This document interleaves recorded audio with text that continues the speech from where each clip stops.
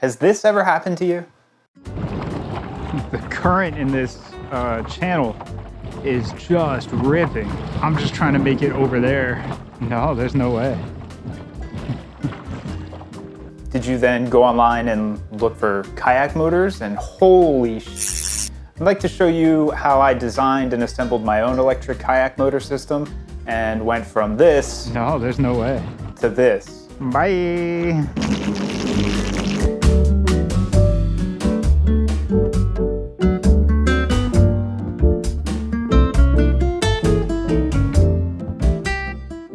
The only special equipment I used in this whole process was a 3D printer.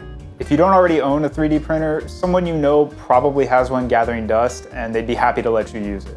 Everything, including the 3D printer if you're feeling particularly asocial, can be bought online from the comfort of your man cave, she shack, or them den. The 3D models that I created and used in this are freely available online and can be modified to fit your needs in Onshape. I will have links in the description. All that being said, I'm not a marine engineer, I'm not an electrical engineer, I'm not any kind of engineer. This was all self-taught and designed by experiment. There may be better, simpler, even cheaper ways to assemble a system like this. This is just how I did it. First and most important is the thruster itself. This is the Blue Robotics T200 ROV thruster assembly. They made it for underwater drones. I found various claims online that some of the big names in kayak motors are simply using these thrusters.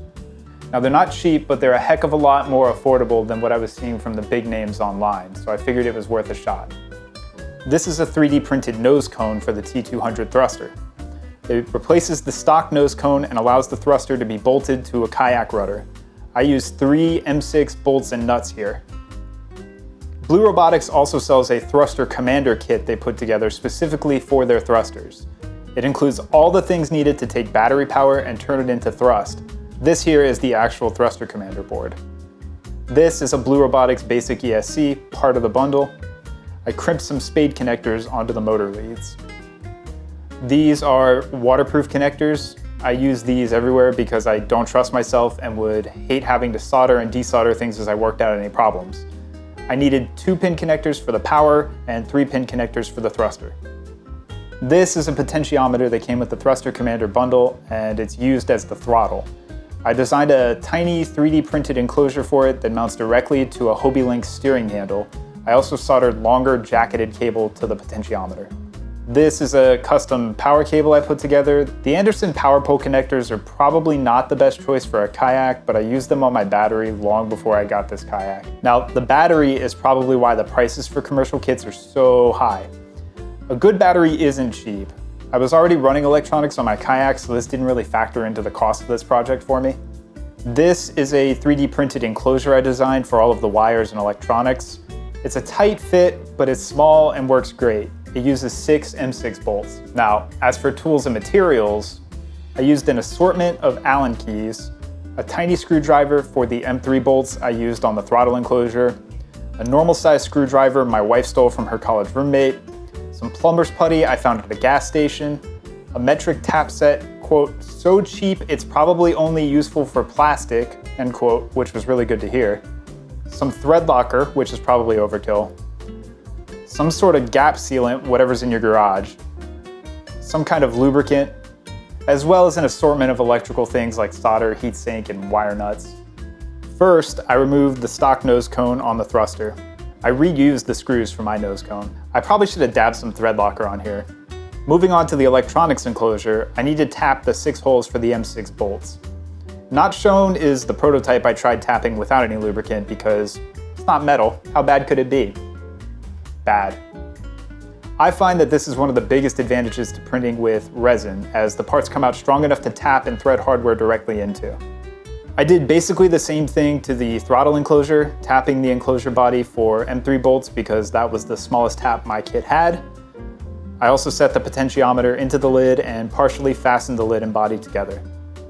On the other end of the potentiometer's wire, I attached 3 female jumper cables I found in my junk drawer. I used blue on the center conductor so I can't mix them up. I probably should have just reused the 3-pin connector that came on the potentiometer. Over at the ESC, I cut off the fork connectors on the power leads because I'm planning on wire nutting the power cables together. On the other side, I crimp on some spade terminals. I use different color heat shrink to remember which one the center conductor is. I take one of the 3-pin waterproof connectors and crimp on the other half of the spade terminals. I also strip back a 2-pin waterproof connector to get power into the enclosure. Back to the ESC, I plug it into one of the right outputs on the thruster commander. Now I start feeding the various cables through the holes in the electronics enclosure, starting with the throttle. I use a little lubricant to help pull the 3-conductor wire through, but it just makes a mess. Then I plug the throttle into the wrong pins on the thruster commander. They actually go on the speed pins. Next is the thruster and power connector cables. I realized I crimped the spade connectors on after running the wire in my prototype. Running the thruster and power cables here is much easier after drilling them out several sizes larger. The conductors inside of the thrusters cable and the connectors cable are colored differently, so I keep them straight by telling myself they're Pokemon opposites. Red and blue, black and white, yellow and green. For the power cables, I used some wire nuts I found on the floor of my garage.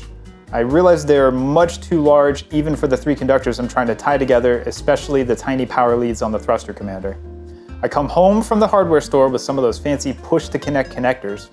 I don't know why, but boy was that a mistake because it leads to whatever this is.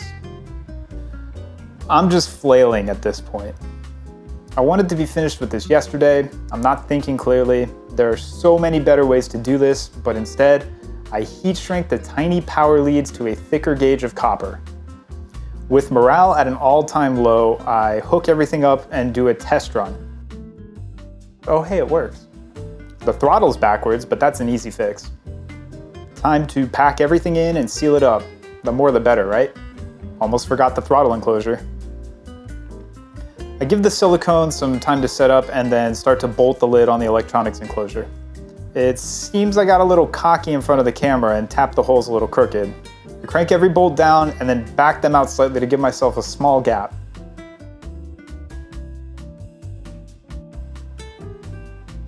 Now I roll out a log of plumber's putty to stuff it into the gap. I quickly abandon the log technique in favor of just smearing it everywhere.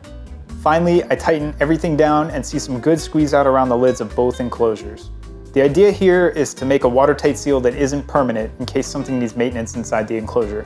I buff everything off with a paper towel and now the surfaces are nicely modeled with putty and paper fibers. Time to attach the thruster. I use the nose cone of the thruster to mark where the through holes need to go. I float the thruster around on the rudder, detecting the vibes and settle on a location that sparks the most joy. After drilling the through holes, I start threading the bolts through the rudder and into the captive nuts on the opposite side of the nose cone, dabbing a lot of thread locker on the nut and bolt, and I mean a lot. Finally, I crank down on the bolts until I get scared something's gonna crack and clean up the wasted thread locker. Over at the steering handle, I do a little guesstimating where the through hole needs to go.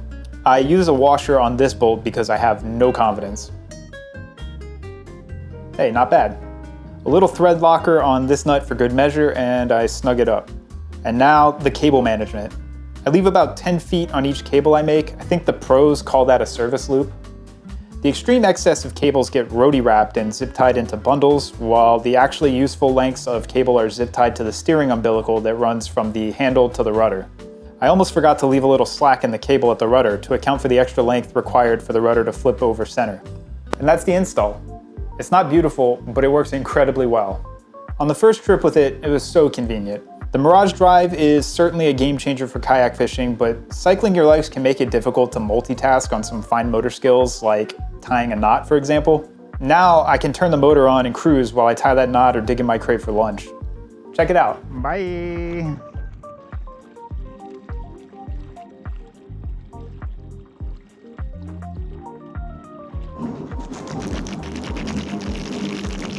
My favorite part of this design is that everything is contained to the steering assembly. I can pop the steering handle off the seat and use it as a beach chair, or remove the steering assembly entirely with no hassle. I know there's room for improvements though. For example, the electronics enclosure could be expanded slightly and should have a fuse added to it. I have a fuse block in my crate between the battery and the electronics, so I didn't need to put one in the enclosure here, but it's worth calling out that you definitely should have a fuse between your battery and your electronics. Additionally, the thruster commander has a kill switch feature that is closed by default. It would be a good idea to wire a kill switch in and use it, seeing as this thing could definitely outrun you if you go overboard at speed. Finally, I suspect that a good hard knock on the throttle enclosure may snap it off of the steering handle. I cracked it once in testing and beefed it up a bit, but it still doesn't inspire confidence. Anyway, I hope this was inspiring, or at least interesting. I'd love to get some comments on how this system could be improved. Let me know if you built something similar to this for your own kayak too. Now, I'm gonna go get back on the water. Thanks for watching.